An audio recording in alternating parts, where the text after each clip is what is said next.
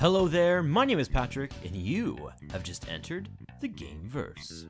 And as you who have seen my recent channel update video know, I haven't played Paragon in a long while.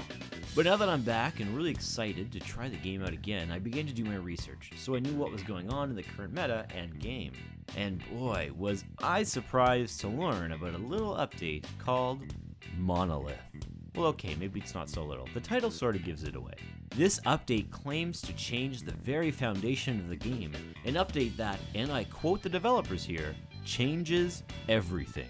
So I thought what I'd do is make a video explaining the update, then play with the update for about a week as someone who is returning from about a 5-month hiatus, and make another video talking about my feelings on the update later. So without any ado, let's jump in to what we know about this update. First things first, Monolith, the namesake of the update. Yes, that's right, Monolith does not merely indicate the size of the update, but also the size of the map. Monolith is 30% smaller than Legacy.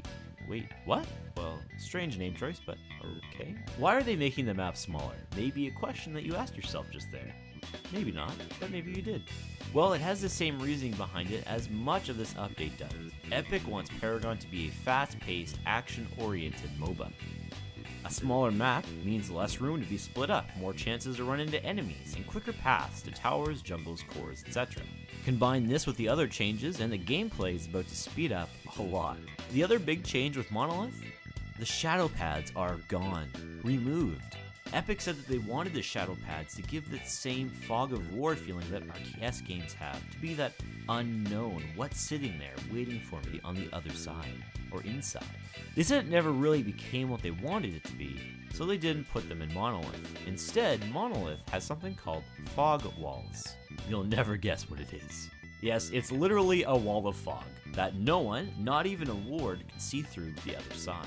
Entering and leaving the jungle will be a much more surprise-filled action now, as there's no way to know what's on the other side. The next thing we're going to take a look at is the movement speed. Yes, alongside the new smaller map is an increase to the base movement speed. I couldn't find any numbers, but the devs say we've upped the movement speed a lot, so take that for what it is. They believe that once players get used to the speed, it will be easier to tell which engagements are safe and which are not. It's really hard to judge changes to map size and speed, so I'll wait to comment on that until I've had the chance to really play with it. Next is the changes coming to combat. They say to help with the speed of combat, they've changed how health, mana, and damage works. But that it's so different, they're not going to release the numbers this time, but they will start having the numbers again in patches after this one. So, how is it different? Well, let me tell you, and let me preface this by saying, it's a really good change.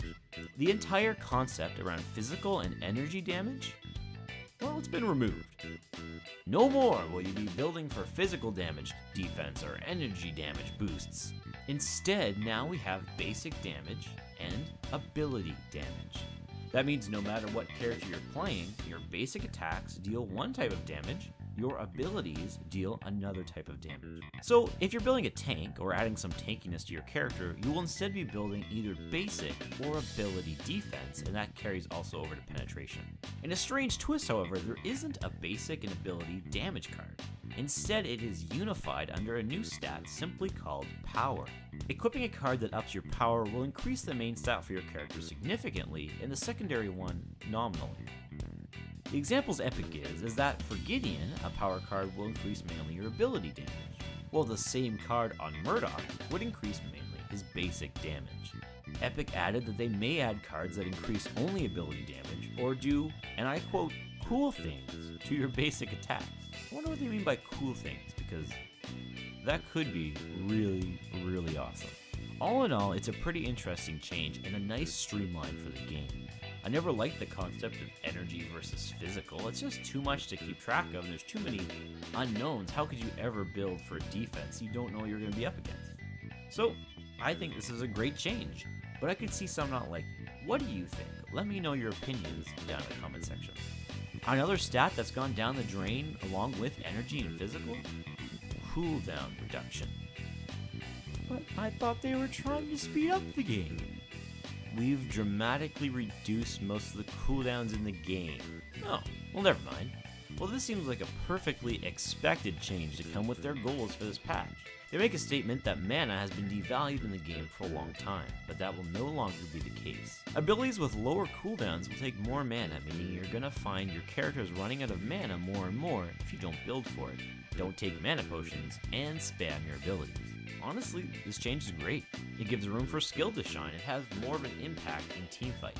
Your character build and mana management will go a long way to showing how effective you will be in teamfights and more drawn-out engagements. There was also a lot about character changes.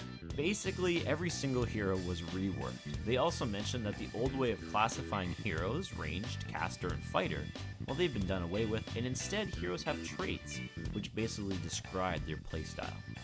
The example they gave was of Gideon. He now has the traits Burst, Assassin, Elusive, and Sieger, and they're kind of in order of most important. So Burst is the most important to Gideon, Sieger is the least important. So that's pretty interesting. It gives newer players, or ones like me who haven't used a lot of the newer heroes, the chance to understand them before playing with them. And that's everything. If I missed anything, let me know in the comments below. I hope you enjoyed this video, and I look forward to playing with the Monolith update and giving my thoughts on here after I've spent enough time with it. Until then, thanks for watching, and I hope to see you again very soon. Goodbye.